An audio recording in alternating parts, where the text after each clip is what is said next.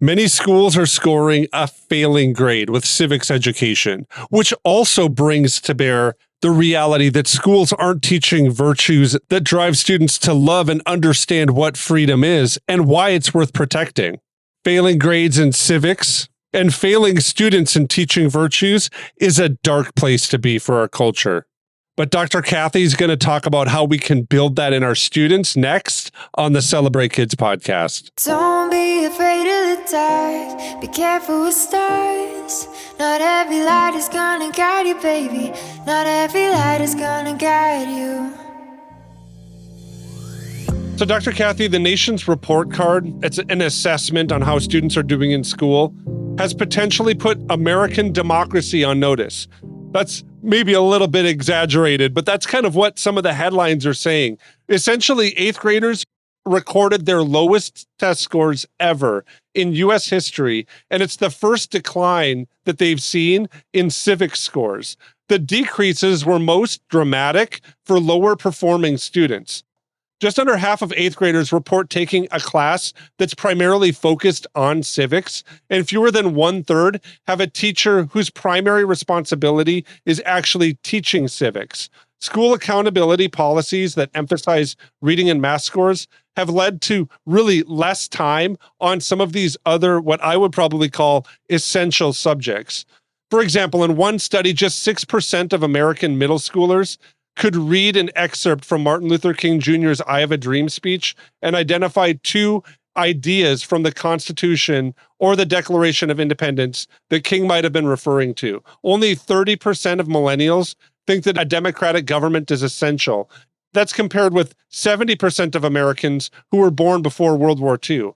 So I think this is a little bit interesting, especially because some of the lowest performers in schools are often those who kind of maybe need protections of democracy to find themselves in places where they can excel or exceed some of the expectations around them. What do you kind of make of this finding and what we're finding here with civics and civics education? Your conclusion is excellent. I have been really concerned about the lack of civics education for years. There's only 38 states that require a course in government. And this is why we have fewer people voting.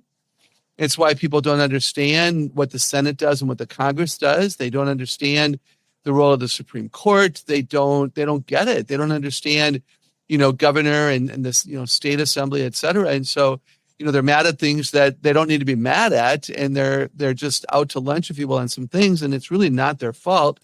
Just look at the increase of anger and the confusion. And I think part of it is that people don't know what they don't know. And back to this Martin Luther King example, that's really interesting to me that only 6% of middle schoolers could read his speech and identify Constitution and Declaration of Independence insight. That's a reading issue. That's also a reading issue. Cause effect, drawing conclusions, those are tough reading skills. But that statistic is a little bit skewed, I think, by the fact that middle schoolers they just have a tough time reading stuff like that. Yeah, I think that for me, when I look at that too, reading and understanding and processing is kind of this, we're seeing it kind of presented here in the civics case, but it also is a place where you build and understand and learn virtue and what virtues are valuable. And when you read stories, you kind of end up putting yourself in those positions or having somebody kind of walk you through a storyline and you understand different aspects of virtue and habits. And that ultimately is kind of what ends up, I think, driving a lot of civics. But we've seen this really big push, at least in some of the circles that I've run, and I've seen this, where those who may be underperforming, rather than focusing and developing and helping them build stronger muscles and abilities in reading or in virtue or in civics, we kind of tell them to go out and just get a career or learn a trade. There's something, I believe, really to learning civics and reading-based subjects where students interact with virtues. What are your thoughts here? And maybe over the summer, are there things that parents should be kind of engaging? I know there's this idea that we kind of take a break from school and some students need to have a break from school. But are there little steps that we could take here to help maybe some of our students who aren't really performing, rather than sending them to summer school, to kind of work with them to develop reading habits and maybe even kind of get into some of these virtues and ultimately form civics understanding? What are your thoughts there? Absolutely. One of the most important things to do in the summer is to read and keep reading, read to our children and have them read books that they choose. So if they're more logic smart and they want to read mysteries, that's fine. Get them off their devices, and having them interact with adults who care about wisdom is going to be a huge thing. A lot of kids aren't doing well in school because they don't see the purpose of it. They don't understand why it matters that they learn how a bill is passed in Congress or whatever. And so when they can interact with us and we do know why certain things are the way they are, they're going to find great hope in that. And I think they'll see school as more relevant. So I think that's huge. I do think, back to your question about trades, I like to say that ideally all children are college worthy, but not all children should go. If you believe that there are some kids in your schools, and it might be one of your kids, who isn't necessarily a book learning kid, that's okay. But it's not okay that they twiddle their thumbs and, surf on couches and don't, find a meaningful way to fulfill purpose and to leave the world a better place. And so you don't dumb down their education simply because college isn't for them. We don't want to think that they're not capable. It might be that they're gifted differently or they have a call in their life that's different. I like to say that college is a really expensive way to find out who you are. So I think college is designed well for people who have a call upon their life that requires a 4-year degree.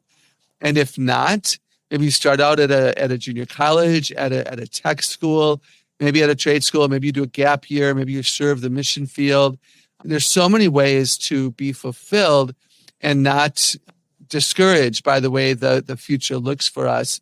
But whether or not we think a kid is going to focus in the trades or, be a lawyer or, a teacher or whatever, they all would benefit from the same understandings of how the world works. Yeah, Dr. Kathy, I want to close by kind of digging back into this civics and virtue issue, because I think there are so many dynamics to consider. Like, do our kids need to know the presidents or how a bill was formed in Congress or what their constitutional rights are? When we think of civics education and maybe even kind of building virtues, what are some of the things that we should really be working on with our kids to build in them? So a couple of things come to mind. One is rights and responsibilities of citizenship. The right of citizenship and the responsibility that comes with it. And these are interesting days, right? When some people think that just open the borders and anybody can come live here. There is a responsibility that comes with citizenship, and that would include things like voting and caring about your country and being pro your country. So that comes to mind. I think, again, get out the vote. Maybe you teach children that it's true that in some elections, local and statewide and nationwide, there's been a very small percentage of people who vote and a very small percentage of people who change the vote from this person to that person. So let kids know that every vote matters. It's part of our joy, I would think, and our responsibility. Now, I've been to a lot of countries where people don't get to vote. So again, I get what we have here, and maybe that's something to teach children as well. I read them some stories and show them some documentaries about countries and how hard it is. Why did women fight so hard to get the vote? Because it matters. We all have a perspective to bring to an issue, and we just throw it away. Those are the things that come to mind. I really agree with where Dr. Kathy kind of leaves us here. And it's something that I agree with because of what Paul writes to the Roman church in Romans 13.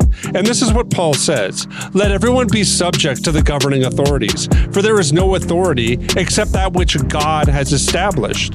The authorities that exist have been established by God. Consequently, whoever rebels against the authority is rebelling against what God has instituted. And those who do so will bring judgment on themselves." Paul goes on to give some great explanation for the Christian duty to respect the governing authorities that God has put into place.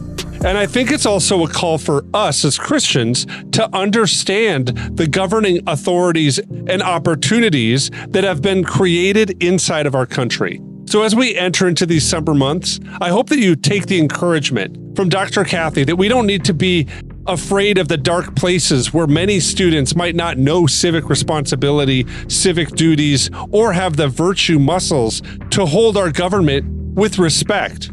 But we can teach and encourage our students to be those who engage it, understand it, and know what God's people should do in this moment. And that'll be a bright light for this time and this place. I want to thank you for joining us this week on the Celebrate Kids podcast in our daily segment, Facing the Dark. On behalf of Dr. Kathy Cook, my name's Wayne Stender, and I want to say thanks for listening, and we're looking forward to seeing you here again next week.